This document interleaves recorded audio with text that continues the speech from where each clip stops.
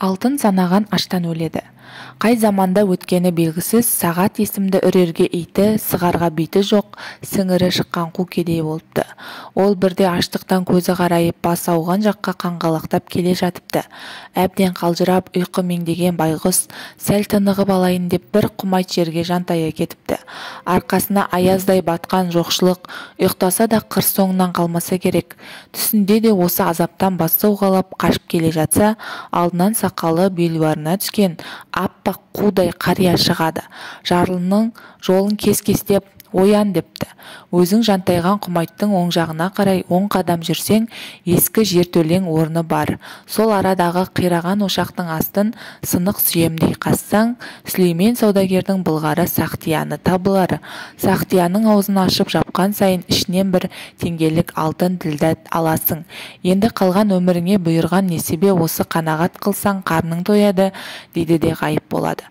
Жүрегі алып ұшып орнынан атып тұрған Сағат ұйықтаған жерінен оңға қарай 10 адым аттайды. Опырылған жертөленің оқпандай орнына кезігеді. Құлаған ошақтың орнын тырналап қазып жатып, осыдан шалдың айтқандары расқа шығып, бір ділдә тапсам, тойынып тамақ шермін. 2 ділдә тапсам, дүние-ай, бала шағамның жүрегін жалғар едім. Егер 3 ділдәға жетсе, әйеліме арнап көйлек сатып алар едім деп қиялдайды. Шалдың берген аяны айнымай келеді де, айтқан орнынан әмиян табылады.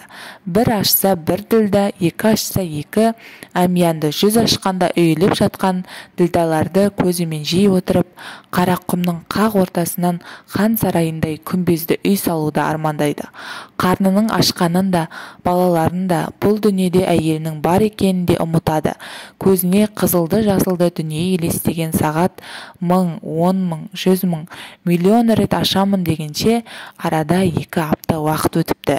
Өстіп отырғанда дүние қоңыз сорлының жүрегі үзіліп, бұл дүниемен қош айтысқан деседі.